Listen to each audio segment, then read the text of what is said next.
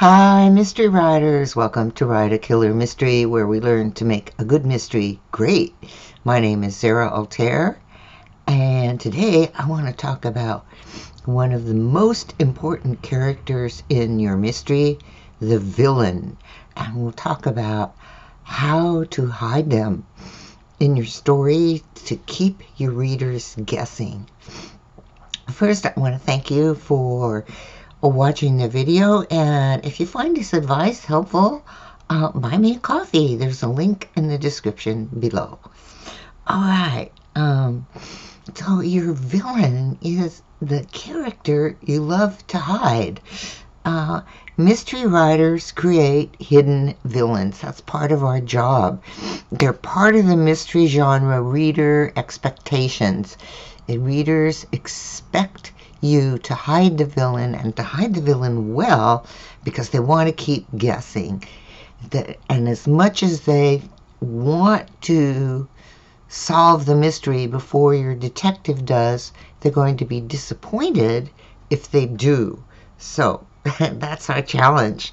Unlike suspense or thrillers where the protagonist knows who the villain is and is fighting them all through the story, our protagonist, our sleuth, may be fighting the villain, but the villain is working behind the scenes. And I'm going to talk a little bit later about what you can do to hide your villain and point to them at the same time so that your reader goes, I should have guessed. All right. So the first thing is, in order to hide your villain well, you need to know them well.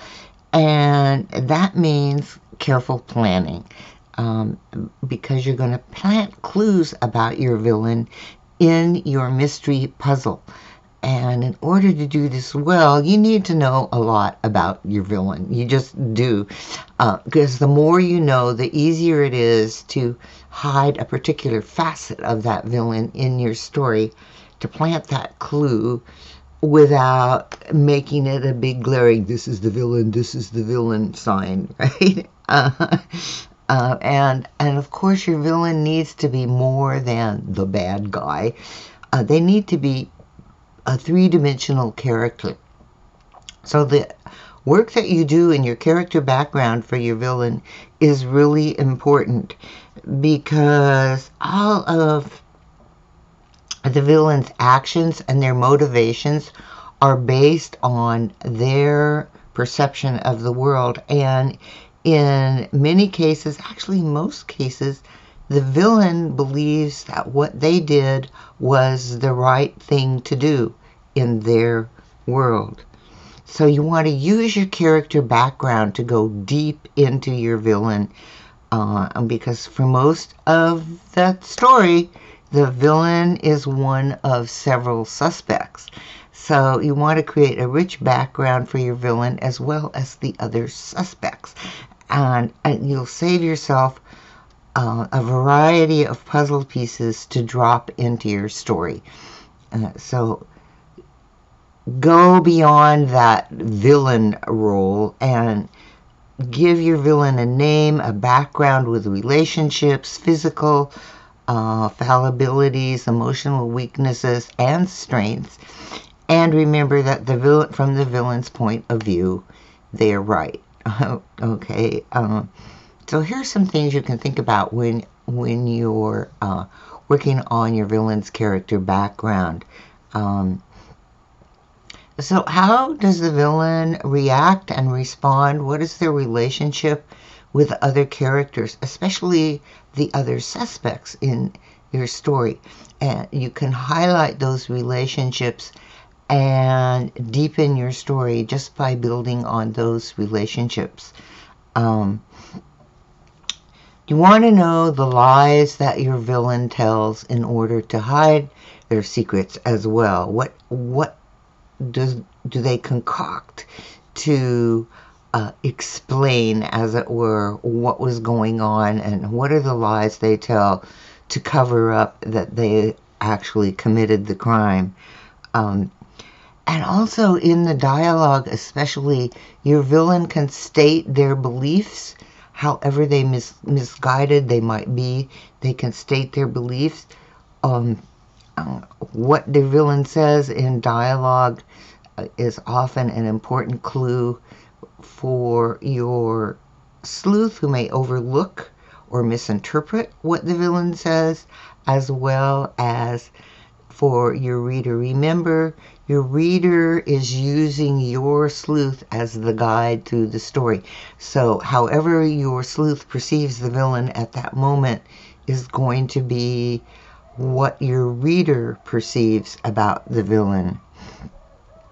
And of course, on the other side, you want to know how other characters in your story perceive the villain, how they relate to the villain, and how they react to the villain. Do they like them, or do they actually have no idea also that the villain is the villain? You can work on those relationships as well.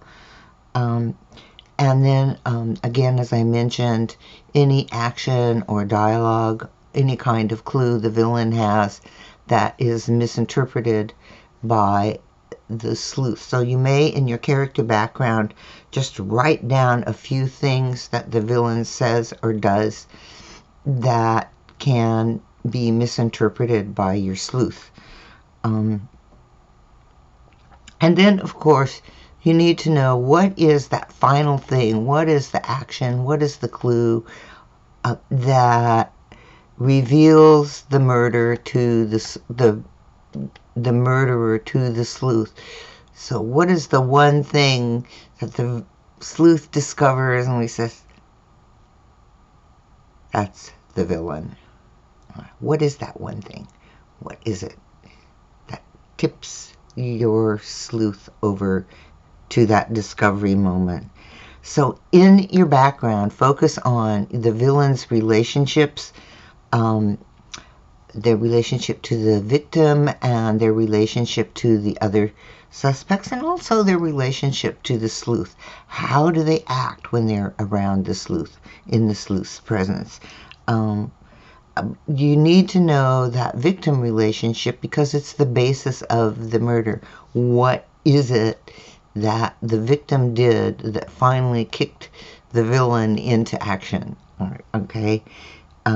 Think of the ways that the villain and the victim were connected, and then the ways things went wrong, and finally that one incident that tipped the villain to the crime. Okay, so relationships are really important when you're building up the background for your villain. So now I want to just talk about a few ways to hide the villain once you have this big, deep background picture of your villain. What are some ways that you can hide those clues about the villain in your story without giving them away to your reader? So you can play with these ways. You don't have to use all of them. Just think of some of the ways that you can use them in your mystery to show that they are the villain, but not yet. I guess is the easiest way to do that. And they're pretty much the same ways that you work with clues. So one is sequence diversion. So put that real clue right before the false one. So the emphasis is on the false one. That's what readers remember. That's what your sleuth remembers. They remember the last thing that was presented.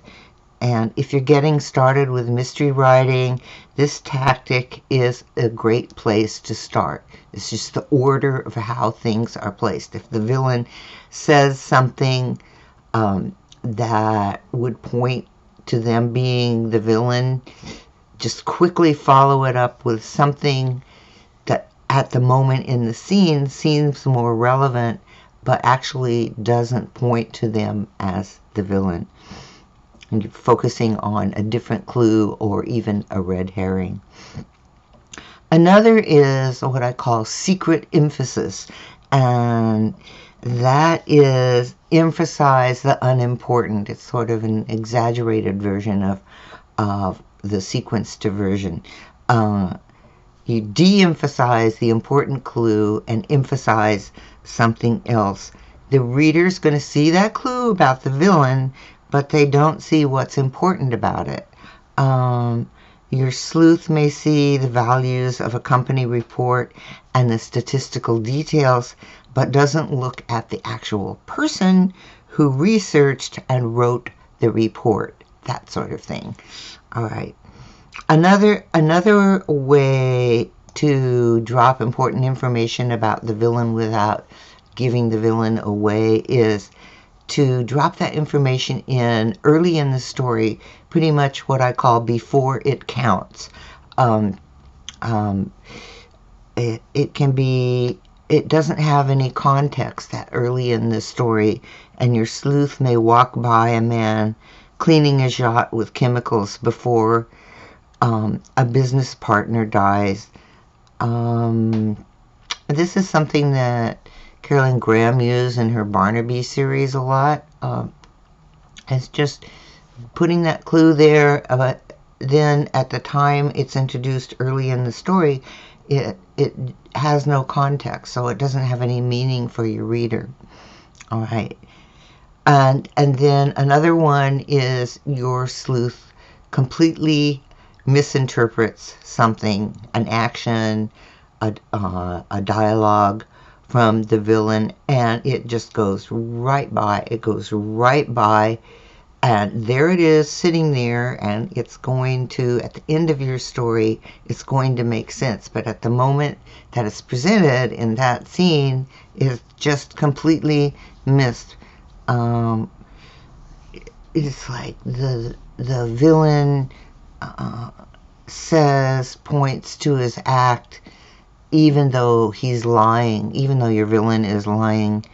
It's a great tool to use with your sleuth's flaw, whatever your sleuth's flaw may be, and they just, for whatever reason, because of their flaw, miss that cue from the villain that they are the villain, okay? And your sleuth just misses the real meaning of what the villain is doing or saying. Okay, another way is piece by piece. You're really scattering those clues through your story. And it's kind of like a time release method of dripping the clues. One little clue here, and one little clue here, and one little clue there. And you mix up the logic so your reader doesn't really remember those. They don't seem important. And so an epiphany, as it were, is going to come to your sleuth and your reader much, much later in the story. Another way is to hide the clues about that villain in plain sight. There it is. There's something there that points to the villain being the villain, but there's a big list, as it were, of other things that are going on, other clues, and your sleuth and your reader pick up on something else and just completely miss that clue, even though it's hidden in plain sight. Your sleuth goes on with one of the false clues. This technique works well in a story with multiple suspects. Agatha Christie used it a lot, and John D. MacDonald also. Two very good mystery writers use this technique a lot. It's hiding that villain and their acts right in plain sight. Okay, another one is distraction. You draw your reader's attention away from the villain. The sleuth and the reader follow a false trail. Let's see, what can I think of? A suspect who seems like the most likely villain that spent a lot of energy and time working with this other suspect and completely ignoring the villain. For instance, in Adrian McKinty's The Cold, Cold Ground, the clues seem to lead toward a serial killer who targets homosexuals. But it turns out that that's not even close to what really happened. So, I don't know, one more that I can think of is to camouflage that clue with action. The action serves as a distraction. So, for instance, just as your sleuth glances at a scrap of paper on the floor, maybe with the villain's name or a note that the villain has written, he's hit from behind. He ends up passing out, going to the hospital, all kinds of other things happen. And that clue is just sort of completely forgotten because of the action that happens right at that time that the clue is presented. Okay, that is it for going deep into your villain character, and then a number of different ways to hide your villain in the story without giving them away to your reader.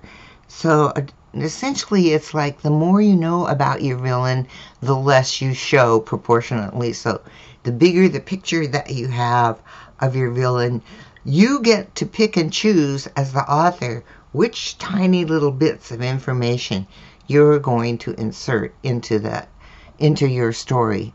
In other words, it's just like research. You may have a big, huge picture of your villain in your character background, but you only use 20% of what you, the author, knows about that villain. You don't have to put everything in your story. You just have to put the pertinent things in your story. I think that's another thing that can trip up beginning writers, is you don't have to put everything you know about the villain in your story. Only the things that make that puzzle puzzling. Okay. So creating a multifaceted villain is paramount to writing a mystery. It's just paramount. So the more you know and the less you show, the better off you're going to be in creating that mystery puzzle. Okay, thank you for watching. I'd love to hear your comments about this. I know oftentimes beginning writers with the villain can go one of two ways. They overdo the villain and they tell everything that they know about the villain just because they know it, but it doesn't necessarily move the story forward. And the other is the villain is the bad guy, and there really isn't a lot of dimension to that character. So you definitely want to make that villain three-dimensional. Okay. All right. I think that's it. And once again, I want to thank Audible for sponsoring Write a Killer Mystery. And if you haven't experienced Audible, there's a link to a 30-day trial in the description below. And I, for one, listen to a lot of mysteries on Audible, but there's quite a lot to explore on Audible. So take advantage of the trial and give it a try. See what else is out there for you to listen to. And I'll see you next week. And in the meantime, keep writing.